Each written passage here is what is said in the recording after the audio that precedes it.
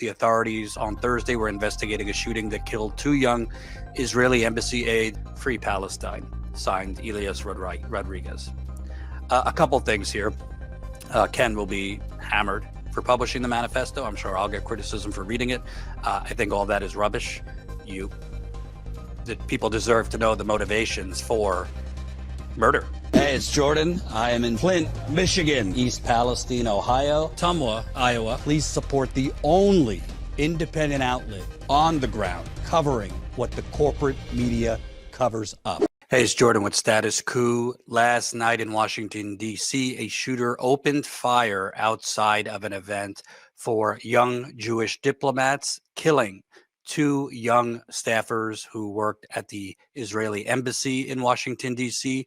The young staffers were reportedly a couple and soon to be engaged. We do have what we believe is the shooter's manifesto, which I will go through with you in a minute. And that manifesto, alleged, we'll call it for now, clearly shows the shooter's motivation was the ongoing U.S.-funded genocide in Gaza. Let me read to you what we know about what happened last night. The authorities on Thursday were investigating a shooting that killed 2 young Israeli embassy aides outside an event at the Capitol Jewish Museum in downtown Washington by a man who officials said shouted pro-Palestinian slogans after he was detained. He reportedly shouted "Free, Free Palestine" after he was detained. The close-range shooting occurred shortly after 9 o'clock Eastern Wednesday on a street outside the Capitol Jewish Museum, where the American Jewish Committee was hosting a reception for young diplomats. Area is the heart of Washington, packed with federal buildings. The suspect, identified as Elias Rodriguez, 30, of Chicago, was detained shortly after the shooting. Pamela Smith, chief of the Metropolitan Police Department, told reporters at a news conference that Rodriguez exclaimed "Free, Free Palestine" after he was in custody. The victims, Yaron Lashinsky, 30, who grew up in Israel and Germany, was a research assistant in the political department at the Israeli embassy, and Sarah Milgram, 26, an American from Kansas, who organized trips to Israel. According to the ministry, they were reportedly met at the Israeli embassy and became a couple, and Yaron apparently just bought a ring and was set to propose to his girlfriend. Before we get to the manifesto, I will say, some people might not like it, but I have to be honest and go with my heart. I condemn this, full stop. I think this channel, pretty much more than any other channel that I know, has covered the ongoing U.S.-funded genocide, and that's what it is, genocide, in Gaza, the slaughtering of Palestinians, primarily women and children, for a year and a half by Israel, aided by America. We have covered that, and we have given voice to the protest movement here in America of pro-Palestinian protesters. And a lot of Jews are part of those pro-Palestinian protests. With that said, I believe you could believe 2 things at once. I am against, and we are against, the ongoing U.S.-funded genocide in Gaza. I do not think the answer to that is shooting Jews in America. I don't think one set of violence begets another set of violence. I do understand the frustration, the desperation of the pro-Palestine, Free Palestine movement. However, I think we have to tap into our own morality and say the answer is not more violence. With that said, clearly, the response to this already we're seeing is going to be more of a crackdown on free speech in America, which we will get to in a minute. But I just wanted to make clear my position, not only as a Jewish person, but just as a person who is anti-war, believes in nonviolence. I don't think the response to the ongoing heinous genocide could be, let's start shooting up Jews in America. That is not going to get us an end to the genocide, the occupation. It's going to make it much worse. Now I want to move on to what we believe is the alleged manifesto of the shooter. This was obtained by Ken Klippenstein, an independent journalist. The manifesto is 900 words. This is from Ken Klippenstein's Substack. I've obtained The alleged manifesto written by Elias Rodriguez, suspect in the killing of 2 Israeli embassy staffers in Washington, D.C. on Wednesday. I believe the document to be authentic for several reasons, including the fact that it is signed by Rodriguez and time-stamped well before he was named by law enforcement or any media. I'm publishing it here not to glorify the violence, which I find abhorrent and condemned, but so the public can better understand the truth of what happened. Refusing to confront the content of these texts often creates an information vacuum that is quickly filled by hoax documents, conspiracy theories, or selective leaks from authorities that could distort the facts. I believe that sunlight is the best disinfectant, especially when politics is involved, as the documents make clear in the case here. I 100% agree with Ken. Okay. Here is the alleged manifesto. I say alleged just because, as a journalist, it's the responsible thing to do, although I do trust that Ken, his instincts to verify this and that this is accurate. Palantir is a word that means something like thunder or lightning. In the wake of an act, people look for a text to fix its meaning, so here's an attempt. The atrocities committed by Israelis against Palestine defy description and defy quantification. Instead of reading descriptions, mostly we watch them unfold on video, sometimes live. After a few months of rapidly mounting death tolls, Israel has obliterated the capacity to even continue counting the dead, which has served its genocide well. At time of writing, the Gaza Health Ministry records 53,000 killed by traumatic force, at least 10,000 lie under rubble, and who knows how many thousands more dead of preventable disease, hunger, with tens of thousands now at risk of imminent famine due to Israeli blockade, all enabled by Western and Arab government complicity. The Gaza Information Office includes the 10,000 under the rubble with the dead in their own count. In news reports, there have been those, quote, 10,000 under the rubble for months now, despite the continual making of more rubble and repeated bombing of rubble again and again, and then bombing of tents amid the rubble. Like the Yemen death toll, which had been frozen at some few thousand for years under Saudi, UK, US bombardment, before belatedly revealed to stand at 500,000 dead, all of these figures are almost surely a criminal undercount. And I'll just say that was another genocide the U.S. took part in. I have no trouble believing the estimates that put the total at 100,000 or more. More have been murdered since March this year than in, quote, Protective Edge and, quote, Cast Lead put together. What more, at this point, one could say about the proportion of mangled and burned and exploded human beings who were children? We who let this happen will never deserve the Palestinians' forgiveness. They've let us know as much. An armed action is not necessarily a military action. It usually is not. Usually it is theater and spectacle, a quality it shares with many unarmed actions. Nonviolent protest in the opening weeks of genocide seemed to signal some sort of turning point. Never before had so many tens of thousands joined the Palestinians in the street across the West. Never before had so many American politicians been forced to concede that, rhetorically at least, the Palestinians were human beings too. But thus far, the rhetoric has not amounted to much. The Israelis themselves boast about their own shock at the free hand the Americans have given them to exterminate the Palestinians. Public opinion has shifted against the genocidal apartheid state, and the American government has simply shrugged. They'll do without public opinion, criminalize it where they can, suffocate it with bland reassurances that they're doing all they can to restrain Israel where it cannot criminalize protest outright. Aaron Bushnell and others sacrificed themselves in the hopes of stopping the massacre, and the state works to make us feel their sacrifice was made in vain, that there is no hope in escalating for Gaza and no point in bringing the war home. We can't let them succeed. Their sacrifices were not in vain.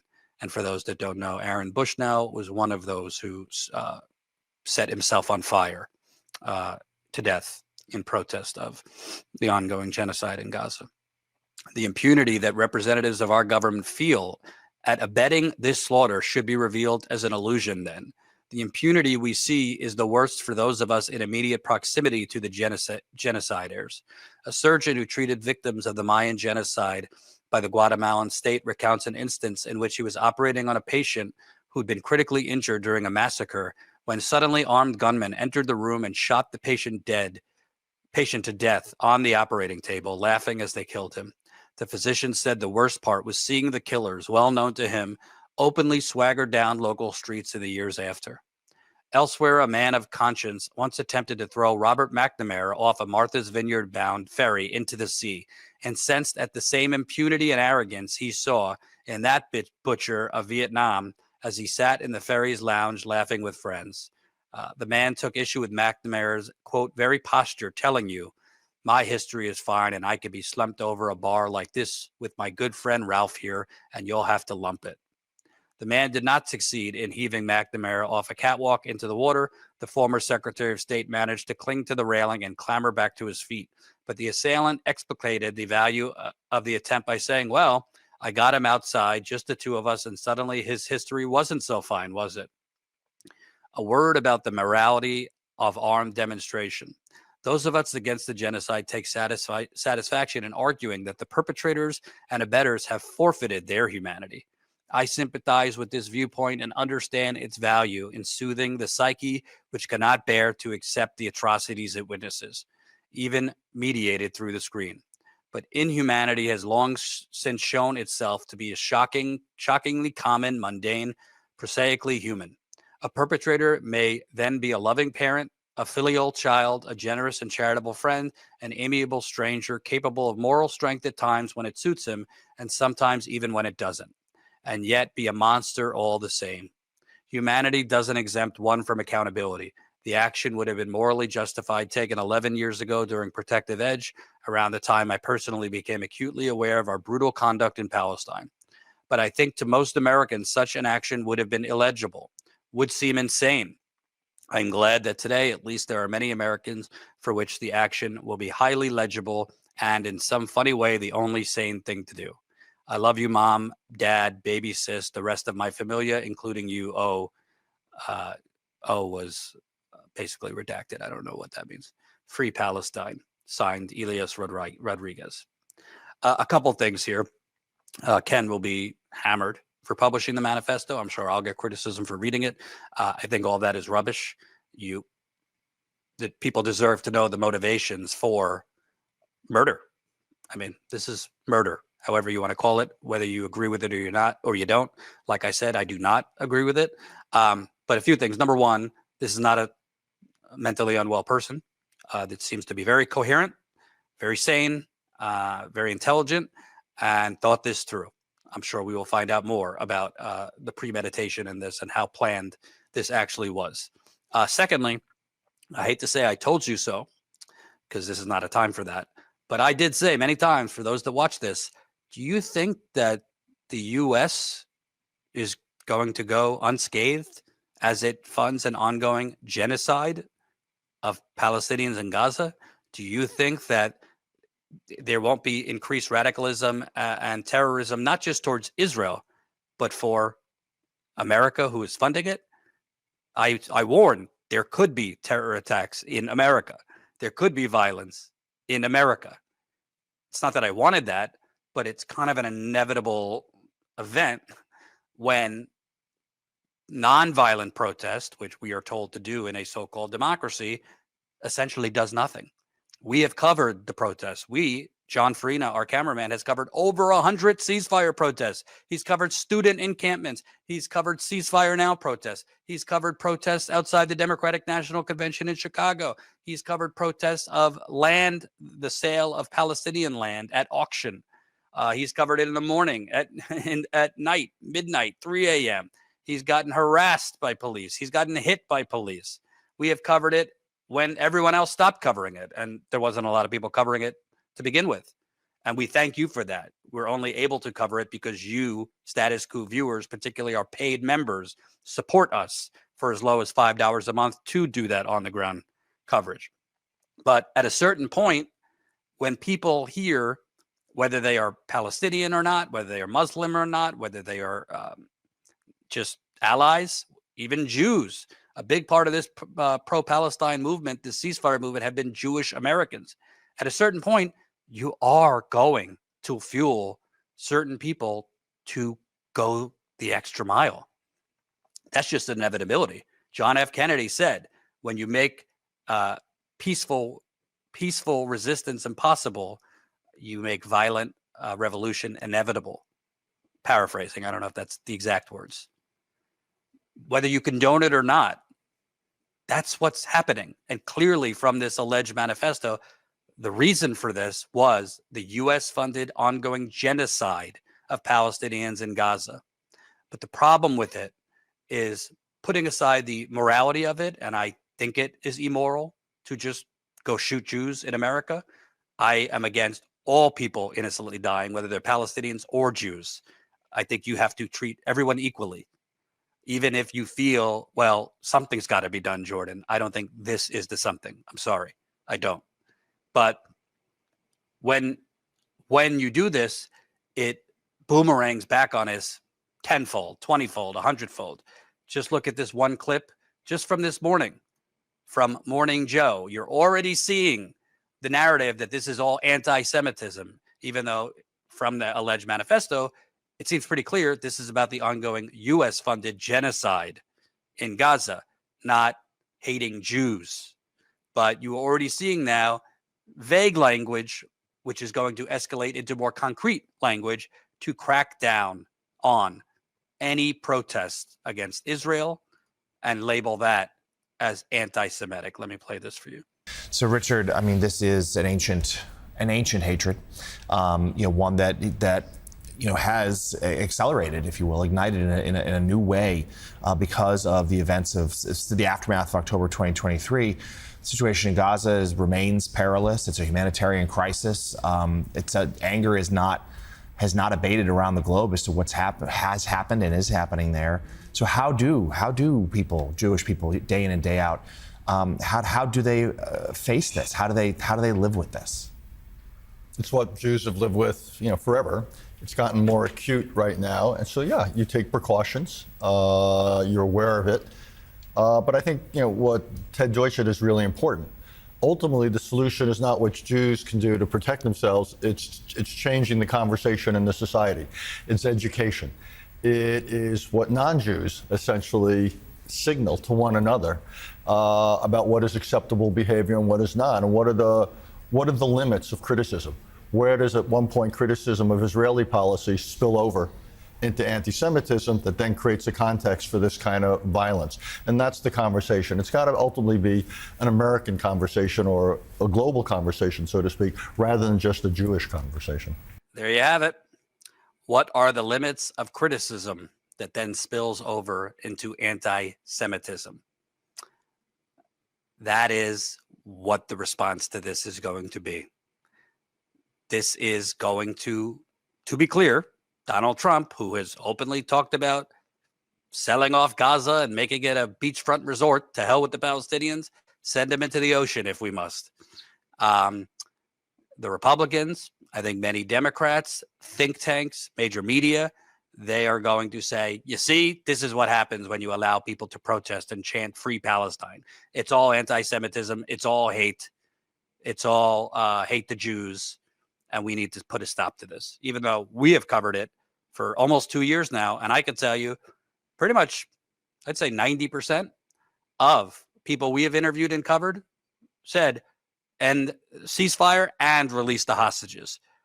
We did not come across many people who opposed the hostages being removed or, even endorsed what Hamas did.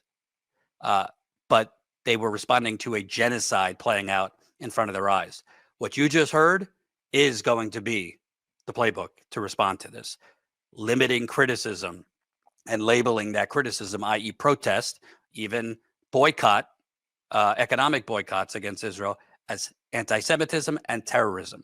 So besides the moral depravity of just going around killing Jews, it is tactically a disaster.